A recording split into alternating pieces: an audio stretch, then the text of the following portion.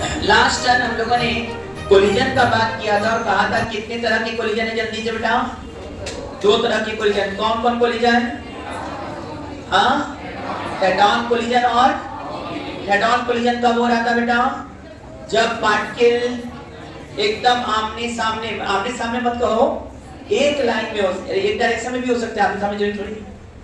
यदि दोनों के सेंटर ऑफ मास की वेलोसिटी एक लाइन में है, चाहे अपोजिट चाहे सेम डायरेक्शन में, तो उस समय हम कहेंगे कोलिजन कैसा होगा? हेड ऑन होगा। और एंगल पर होगा तो क्या हो जाएगा? ऑब्लिक। यदि लाइन ऑफ एक्शन दोनों के वेलोसिटी का, सेंटर ऑफ मास की वेलोसिटी का अलग अलग है तो कोलिजन ऑब्लिक हो जाएगा। दूसरा बात है, हेड ऑन हो चाहे ऑब्लिक, दोनों को हम दो पार्ट में बांटते हैं, इलास्टिक और इलास्टिक कोलिजन किसको कहते हैं बेटा? इलास्टिक कोलिजन उसको कहते हैं जिसमें काइनेटिक एनर्जी कंजर्व होता है, और इन इलास्टिक कोलिजन उसको कहते हैं जिसमें काइनेटिक एनर्जी कंजर्व। हाँ, एक बात का भी ध्यान देना है, कोलिजन के पहले और कोलिजन के बाद का काइनेटिक एनर्जी कंजर्व रहेगा, सेम रहेगा। During collision, during elastic collision kinetic energy conserve नहीं है, ड्यूरिंग नहीं है। हाँ, कोलिजन के पहले और कोलिजन के बाद, सॉरी, इलास्टिक कोलिजन के पहले और इलास्टिक कोलिजन के बाद कंजर्व है, सेम है, लेकिन ड्यूरिंग कोलिजन नहीं। जबकि ड्यूरिंग कोलिजन मोमेंटम हर पॉइंट पर क्या रहेगा? कंजर्व रहेगा। याद है सबको? ड्यूरिंग कोलिजन, इलास्टिक कोलिजन भी तो क्या होगा? पहले काइनेटिक एनर्जी घटेगा और फिर बढ़ेगा। काइनेटिक एनर्जी किस में चला जाएगा? स्ट्रेन पोटेंशियल एनर्जी में। स्ट्रेन माने समझ लो, जो शेप बिगड़ रहा है, स्ट्रेन पोटेंशियल एनर्जी में जाएगा। एक समय ऐसा भी आएगा जब स्ट्रेन पोटेंशियल एनर्जी मैक्सिमम हो जाएगा, और फिर उसके बाद स्ट्रेन पोटेंशियल एनर्जी घटता जाएगा, काइनेटिक एनर्जी बढ़ता जाएगा, फिर जितना काइनेटिक एनर्जी पहले था उतना ही काइनेटिक एनर्जी हो जाएगा यदि इलास्टिक कोलिजन है तो। इतना क्लियर था सबको? फिर मैंने हेड ऑन कोलिजन के लिए फॉर्मूला बनाया था, कहा था V1 इक्वल टू क्या होगा बेटा? याद है? इनटू प्लस U2 लिखा है ना बेटा? 2m2 U2 upon m1 plus m2। ये किसका वैल्यू हो गया? V1 का। क्या V2 बता सकते हैं हमारे स्टूडेंट? V2 क्या लिखोगे? Very good, m2 upon into plus, अब U1 लिखना है ना, तो यहाँ क्या लिखोगे? Upon m1 plus m2। याद करने का ट्रिक भी बताए थे। इसके लिए अब बात दूसरा, इसमें एक प्रॉपर्टी हमको निकालना था, यदि दोनों पार्टिकल का मास सेम हो जाए और इलास्टिक कोलिजन है, हेड ऑन इलास्टिक कोलिजन है, ये इलास्टिक कोलिजन के लिए फॉर्मूला बनाए थे, हेड ऑन इलास्टिक कोलिजन के लिए। हेड ऑन इलास्टिक कोलिजन है, दोनों का मास सेम हो जाए तो क्या हो जाएगा? दोनों का mass same, m1 equal to m2 जैसे कहोगे, क्या ये खत्म हो जाएगा कि नहीं? जीरो हो जाएगा कि नहीं? अब यहाँ बेटा m2 भी क्या, m1 में क्या जाएगा? m2 के बराबर, क्या ये 2m2 से कैंसिल हो जाएगा कि नहीं? क्या इस समय V1 बराबर U2 आएगा कि नहीं? और इस समय V2 बराबर देखोगे तो ये भी कैंसिल, जीरो हो जाएगा, और देखो तो आ जाएगा V2 बराबर U1। क्या ये आप लोगों ने किया था? किया था क्या? अभी बता ही नहीं। अच्छा, तो इसने क्या बता रहा है? 1 वाले को किसकी वेलोसिटी मिल गई? दूसरे वाले। और दूसरे वाले को किसकी वेलोसिटी मिल गई? मतलब हेड ऑन इलास्टिक कोलिजन हो और मास सेम हो तो वेलोसिटी क्या कर जाता है? एक्सचेंज कर जाता है। आज के बाद ये ध्यान रखना, मतलब बिना लगाए क्वेश्चन खत्म। आपको लग गया कि दोनों बॉल मास सेम है और इनका कोलिजन इलास्टिक हो गया, तो बिना लगाए कर दोगे इनका वेलोसिटी क्या हो जाएगा? एक्सचेंज हो जाएगा। वेलोसिटी एक्सचेंज माने पहले वाले को दूसरे की वेलोसिटी और दूसरे वाले को पहले की वेलोसिटी मिल जाएगा। बल्कि बड़ा फेमस क्वेश्चन होता है कि ये m मास है, सुन रहे हो बेटा? ये u वेलोसिटी से चला और ये मास m है रेस्ट में। बताओ, इलास्टिक कोलिजन होगा तो क्या हो जाए? हेड ऑन तो दिखाई ही दे रहा है, इलास्टिक होगा तो क्या हो जाएगा? जैसे इलास्टिक कोलिजन तो पहला वाला रुक जाएगा और दूसरा वाला उसी वेलोसिटी चलते। अच्छा, वेलोसिटी अलग अलग है और मास सेम है, तो इसकी वेलोसिटी इसको और इसकी वेलोसिटी इसको मिल जाएगा। मैग्नीट्यूड और डायरेक्शन सहित मिल जाएगा। अब बात है, लेकिन जब क्वेश्चन लगाएंगे सर इतना फॉर्मूला याद रहेगा कि नहीं पता नहीं, याद है तो चलो रखा जाएगा वैल्यू, और याद नहीं तो क्वेश्चन सॉल्व करने पड़ेंगे हम सब लोग। तो ऐसे में हम लोग करते हैं दो लॉ लगाने सभी क्वेश्चन में। एक तो मोमेंटम कंजर्वेशन लॉ लगाने, तो काइनेटिक एनर्जी लगाने में स्क्वायर वाला टर्म आ जाता है, तो हम कैलकुलेशन के जाल में फंस जाएंगे। हम कंसेप्चुअल लगाना चाहते हैं तो दो फॉर्मूला बनाओ। एक तो लगा लो मोमेंटम कंजर्वेशन लॉ, जिसमें पावर 1 ही रहेगा कि कोलिजन के पहले जो मोमेंटम है कोलिजन के बाद का मोमेंटम सेम है।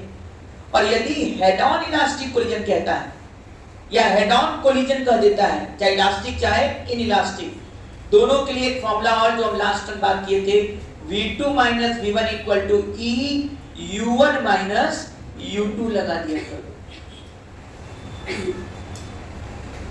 V2 - V1 = E U1 - U2 लगा लिया करो। यदि दोनों की हेड ऑन इलास्टिक कोलिजन कहे चाहे इलास्टिक, हाँ इलास्टिक कहेगा तो E 1 कर देना, और इन इलास्टिक कहेगा तो E का वैल्यू दिया होगा। इलास्टिक कहा तो E क्या कर देना 1, और इन इलास्टिक कहेगा तो E का वैल्यू 0 से लेकर अधिक दिया परफेक्टली इन इलास्टिक तो खुश हो जाना।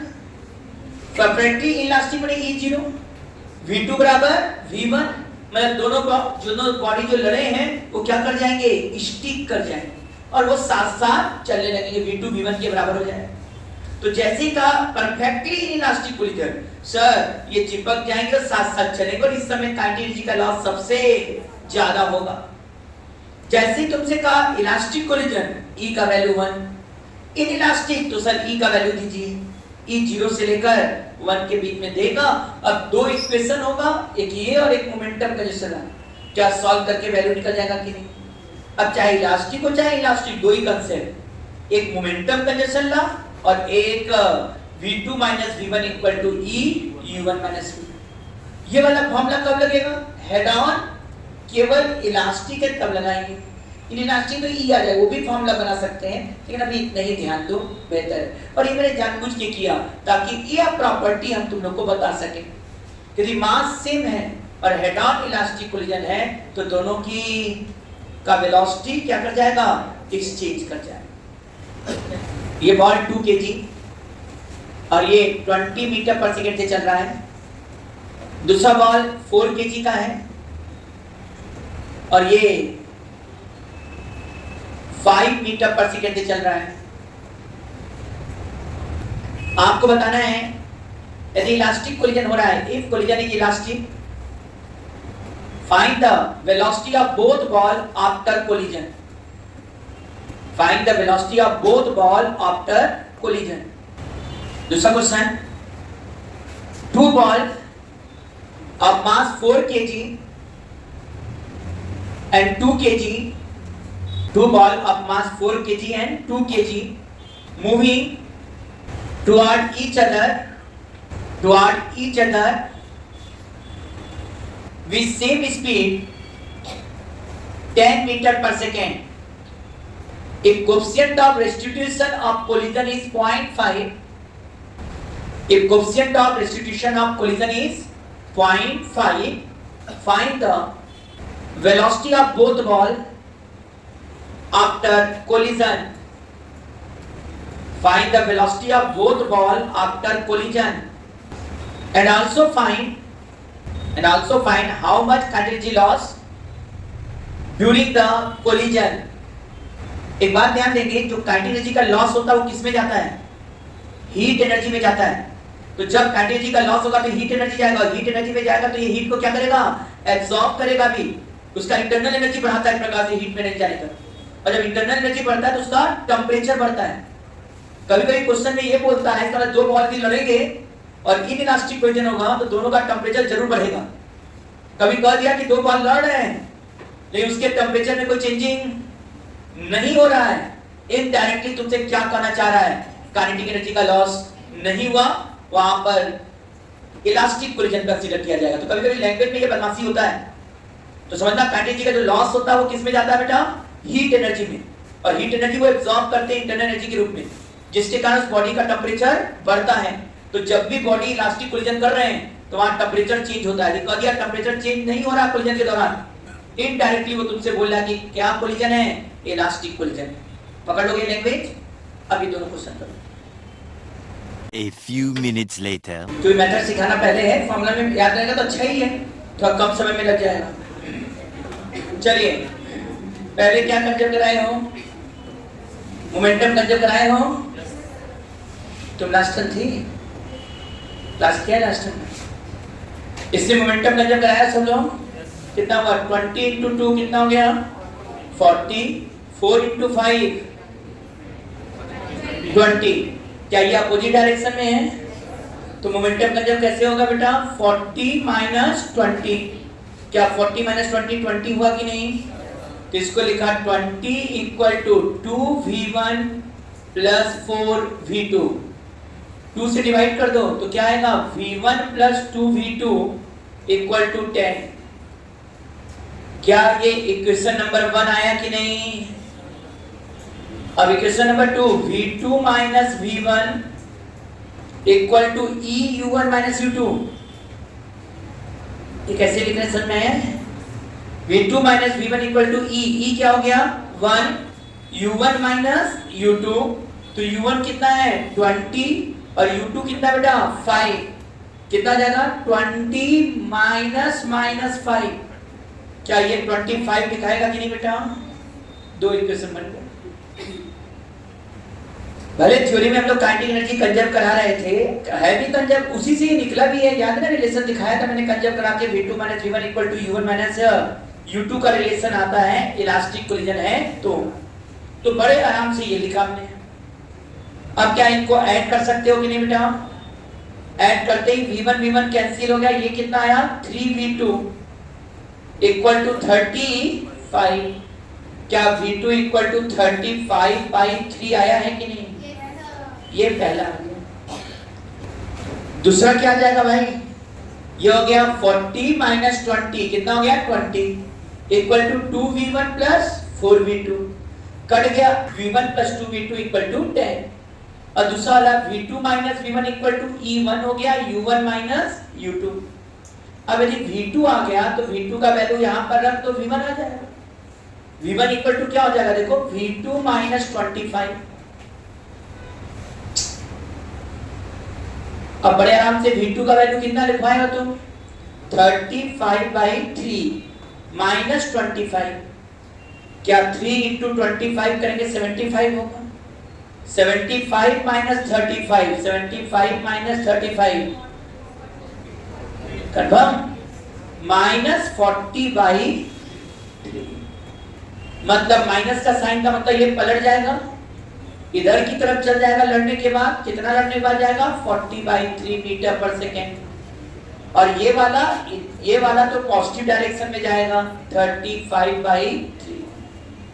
एक्चुअल में लड़ने के बाद दोनों का डायरेक्शन चेंज हो गया है। ये इधर जाने लगा, ये इधर जाने लगा, ये पॉजिटिव डायरेक्शन में और ये निगेटिव। और यह वैल्यू 40/3 से और ये 35/3 मीटर पर सेकेंड से चलने लगा।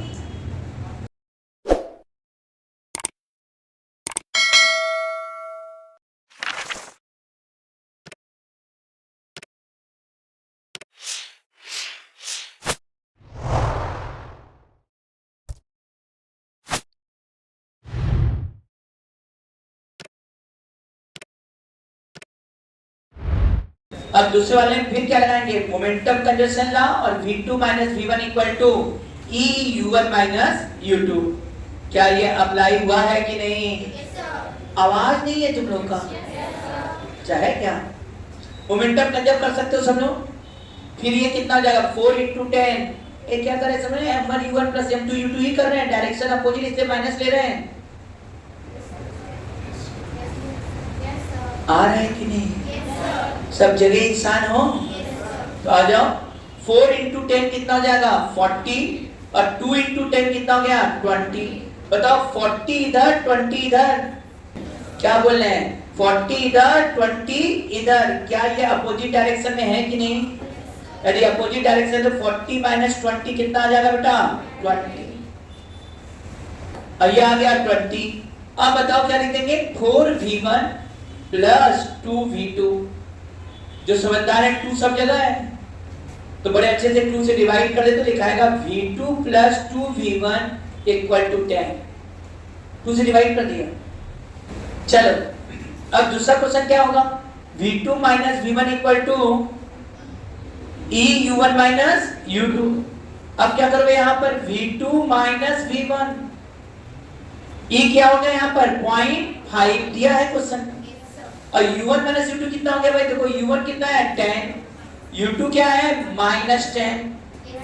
तो जब 10 में से -10 घटेगा तो क्या 20 आएगा कि नहीं? तो यहाँ क्या लिखाएगा 0.5 इंटू 20। थोड़े से भी समझदार हैं तो V2 माइनस V1 क्या आने वाला है बेटा 10 आ गया, जबकि ऊपर रिलेशन बता रहा है V2 प्लस 2V1 कितना आ गया 10। क्या करें, इसको घटाएं क्या? घटाते ही मजेदार बात, ये तो जीरो होना ही है। V2 कट गया, -3V1 इक्वल टू 0, मतलब V1 इक्वल टू 0, और V1 0 हो गया तो V2 कितना हो जाएगा 10। V2 10 metre per second. इसका मतलब है इसमें क्या हो गया, पहला वाला रुक गया, ए वाला रुक गया लड़ने के बाद, और बी वाला 20 मीटर पर सेकंड से 20 नहीं 10 मीटर पर सेकंड से अपोजिट चलना शुरू कर दिया। तो दूसरा वाला 10 मीटर पर सेकंड से अपोजिट चल रहा है, जबकि पहला वाला क्या हो गया रुक गया। क्या ये समझ में आया सबको? तो अब तो A की वेलोसिटी 0 है और B की वेलोसिटी 10 मीटर पर सेकंड। अब पूछा कितना काइनेटिक एनर्जी का लॉस हुआ, याद रखिएगा ये पूछ भी सकता है कितना हीट जनरेट हुआ। जितना काइनेटिक एनर्जी का लॉस हुआ उतना ही हीट जनरेट होगा। हीट जनरेट वर्ड लिखा तो घबरा मत जाना। जितना काइनेटिक एनर्जी का लॉस होता है वही हीट के रूप में जाता है, वही एनर्जी वो एब्जॉर्ब करता है, वो गर्म होता है, सब बात कर चुके हैं। तो अब आ जाओ यहाँ पर, पहले काइनेटिक एनर्जी क्या था इनिशियल, हाफ mv, ये ना करें half m u1 square plus half m u2 square. Half m किए तो 2 हो गया, और इसका स्क्वायर 100, 2 इंटू 100 मतलब 200। ये हाफ इंटू 2 हो गया, 10 का स्क्वायर 100, तो 2 से 2 कट गया, क्या बचा 100। 200 प्लस 100 कितना हो गया 300 जूल। ये इनिशियल काइनेटिक एनर्जी आ गया। अब बात कर रहे हैं final kinetic energy. Final kinetic energy का बात शुरू करिए। अब क्या लिखोगे, हाफ m 4 है और v1 क्या हो गया 0, खत्म। हाफ m 2 है और ये 10 का स्क्वायर आ गया ये 100, तो ये kf 100 जूल आएगा। ये कैसे लिख रहे समझ में आ रहा है ना बेटा? बस मैं half mv square plus half mv2 square कर रहे हैं, तो v1 स्क्वायर जब किया तो यहाँ v1 0 है तो खत्म। v2 10 है, हाफ इंटू 2 इंटू 10 का स्क्वायर 2 का। अब यहाँ घटाओगे कितना आएगा लॉस, 200 जूल एनर्जी का लॉस हुआ। ठीक है, इनइलास्टिक कोलिजन है और काइनेटिक एनर्जी कितना लॉस हुआ 200 जूल काइनेटिक एनर्जी का लॉस हुआ। क्या अब एडवांस कोलिजन लगा लोगे कि नहीं बेटा? हमने इलास्टिक भी करवा दिया और अच्छा परफेक्टली इलास्टिक है, या ये कहेगा लड़के स्टिक कर गया, तब तो आसान हो गया। लड़के स्टिक कर गया तो आंसर किससे आ जाएगा, मोमेंटम कंजर्वेशन लॉ से। या कभी कभी बताओ मैक्सिमम काइनेटिक एनर्जी का कितना लॉस होगा कोलिजन में, तो क्या मान के निकालोगे, परफेक्टली मान के क्या लगाओगे? एक क्वेश्चन लगा ही लिखो, ये बॉल 2 kg, ये 20 मीटर पर सेकंड से चल रहा है, और ये बॉल 1 kg है और ये 10 मीटर पर सेकंड से चल रहा है। और कोलिजन लिखोगे 2 ball of mass 2 kg and 1 kg moving with speed 20 metre per second and 10 metre per second respectively in opposite direction. They collide, find the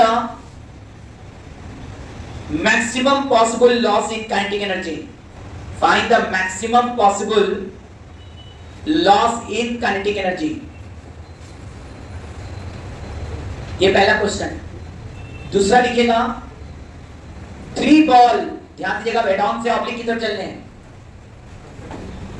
3 ball each of equal mass m at the vertices of equilateral triangle at the vertices of equilateral triangle. They simultaneously move with speed v toward the center. They collide. First ball, नाम दे दो A. First ball A come to the wrist. Second ball B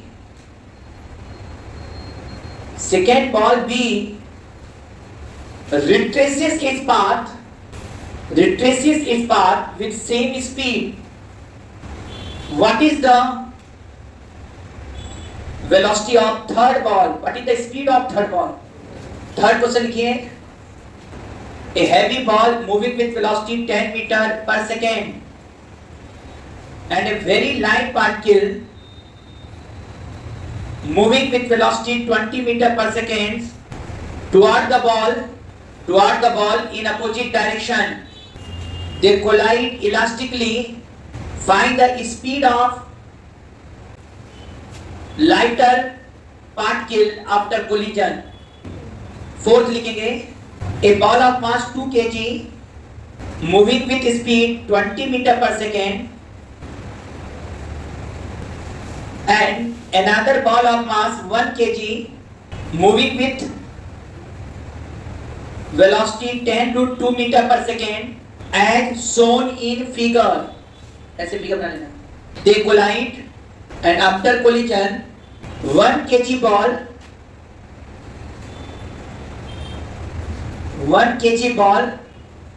move with velocity 15 meter per second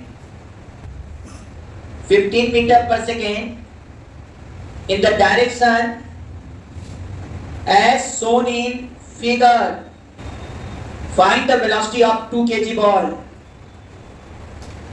A few minutes later. जरा ध्यान दे पहला वाला question को. इसमें जब कहा मैक्सिमम काइनेटिक लॉ तो सबको पता चल गया कि कौन सा कोलिजन होने वाला है, इन इलास्टिक कोलिजन. तो मोमेंटम कंजर्व होगा. पहला बात है इलास्टिक कोलिजन में एक ही चीज कंजर्व है, मोमेंटम. तो 20 into 2 कितना कर दिया 40, 1 into 10 किया कितना हो गया 10, 40 minus 10 30. और लड़ कर ये क्या कर गया स्टिक कर गया मतलब 2 और 1 मिला दो 3 into v. क्या v का वैल्यू 10 मीटर पर सेकंड. मतलब लड़ने के बाद रिस्ट्रिक्ट कर जाते हैं, दोनों साथ साथ चलेंगे. चले 2v plus 1v 3v हो जाएगा. v का वैल्यू तुरंत आ गया 10 मीटर पर सेकंड. और इसी समय मैक्सिमम लॉस इन काइनेटिक होगा. तो भाई इनिशियल काइनेटिक इस समय कितना होगा जल्दी से कहीं निकालो. किया है क्या हाफ m2 हो गया 2 कट गया और ये आ गया 400 प्लस हाफ m1 हो गया और 10 का स्क्वायर 100 मतलब 50. क्या ये 450 जूल आया कि नहीं किया है? अब बताइए फाइनल निकालना है. तो हाफ इंटू 2 इंटू दोनों का मान लो सेम हो गया. तो हाफ इंटू 3 इंटू कितना स्क्वायर बेटा 10 का स्क्वायर. क्या ये काटे कि नहीं आप लोग? क्या ये फाइनल काटे कि 150 जूल है कि नहीं? और इनिशियल 450 450. तो लॉस कितना हुआ 300 जूल का. मैक्सिमम लॉस जो आया वो 300 जूल का. मतलब काइनेटिक एनर्जी का जो मैक्सिमम लॉस है वो 300 जूल. हमारे हिसाब से इन सभी क्वेश्चन में सबसे आसान दूसरा क्वेश्चन. अब यहाँ पर एक तो समझ में आ गया कि ये अलग अलग डायरेक्शन से आ रहे हैं. तो ये कोलिजन हेड ऑन कोलिजन तो नहीं है. ये बात समझ में आया कि नहीं? ये कैसा कोलिजन होने वाला ऑब्लिक. और कुछ लिखा भी नहीं कि इलास्टिक और इलास्टिक. इसका मतलब है मोमेंटम कंजर्वेशन लॉ लगा सकते हैं, काइनेटिक एनर्जी कंजर्वेशन लॉ नहीं लगाएंगे. जब लिखेगा तब ना हम काइनेटिक सोचेंगे. लिखा ही नहीं तो काइनेटिक कंजर्व है ही नहीं. यहाँ पर केवल क्या कंजर्व हुआ बेटा मोमेंटम कंजर्वेशन लॉ लगेगा. अब सुनो एक बात बताओ. इनिशियल मोमेंटम वेक्टर क्वांटिटी है. अब वेक्टर का यूज शुरू. ये इधर जा रहा और ये इधर जा रहा और ये इधर जा रहा है. क्या तीनों वेक्टर का मैग्नीट्यूड सेम है कि नहीं? हाँ या ना? अब तीनों वेक्टर mv और mv है और इनके बीच का एंगल 120 120 120। याद है तीन कोप्लेनर वेक्टर है मैग्नीट्यूड में इक्वल और इनके बीच का एंगल 2 पाई बाई 3 हो तो रिजल्टेंट 0 हो जाता है।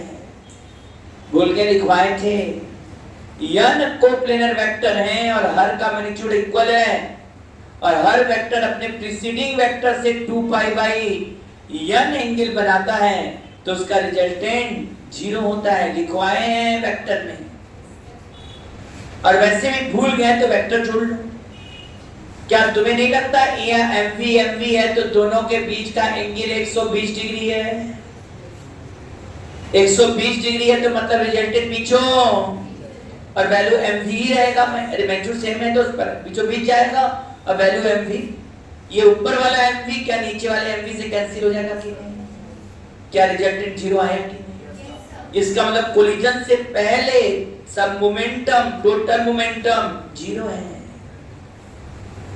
तो सर कोलिजन के बाद भी इनका मोमेंटम क्या रहेगा? 0 रहेगा। ये आप सुन रहे हो ना मैग्नीट्यूड के साथ साथ किसका खेल शुरू हो गया? डायरेक्शन का। टोटल मोमेंटम तो 0 ही बोल रहा है। अब कह रहा है कि जो बॉल ए है वो रेस्ट में आ गया तो इसका तो मोमेंटम 0 हो गया। बॉल भी v वेलोसिटी से इधर जा रहा है तो इसका मान लीजिए mv लिख दिया। c का पता नहीं तो हम लिख दिया m इंटू कैपिटल v1। उधर भेज दो तो यह v1 इक्वल टू क्या आ जाएगा बेटा? Minus mv। क्या माइनस माइनस कट गया v1 बराबर माइनस v आया कि नहीं?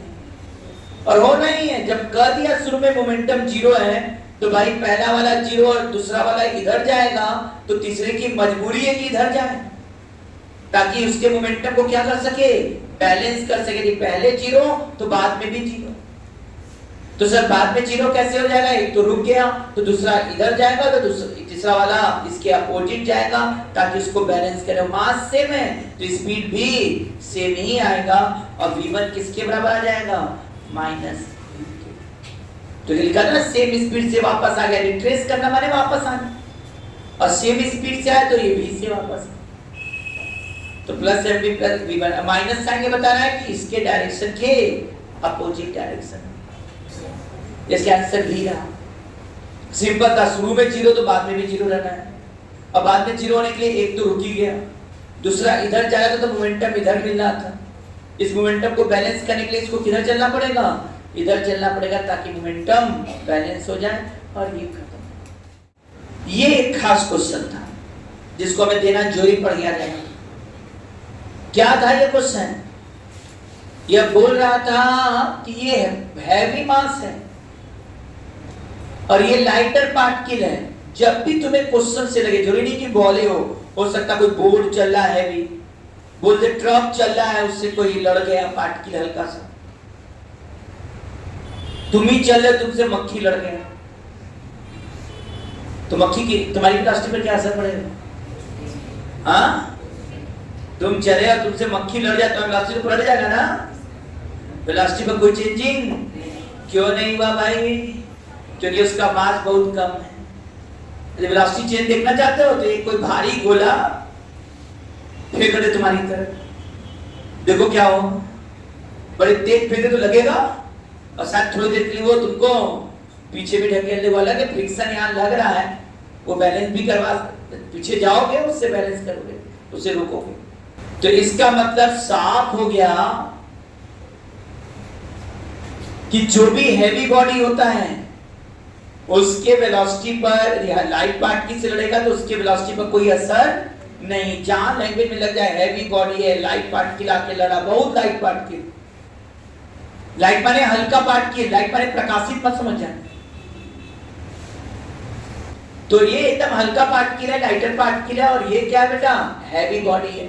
हैवी बॉडी लाइटर से लड़ गया और कहा इलास्टिक कोलिजन है। सर ये तो समझ में आ रहा मास दे नहीं रहा है बस यहाँ एक फॉर्मूला लगेगा कौन सा?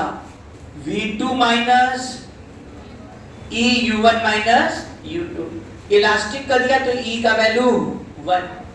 अब यहाँ u1 क्या लिखोगे? +10 u2 क्या लिखोगे -20, u1 +10 और u2 -20। लड़ने के बाद पहला वाला उसी तरह चल रहा है, तो v1 भी हम क्या लिखेंगे +10 और निकालने क्या जा रहे हैं v2 क्या। यहां बड़े अच्छे से देख सकते हैं v2 -10 = e1 हो गया। u1 के जगह 10 -20 +20।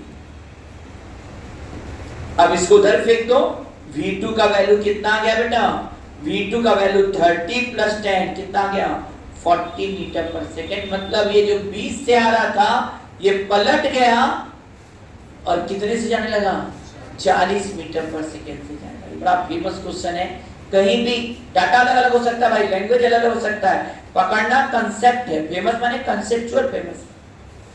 जहां भी हैवी पार्टिकल से लाइटर पार्टिकल चला तो समझना है हैवी की जो वेलोसिटी पहले था वही बात में u1 v1 से।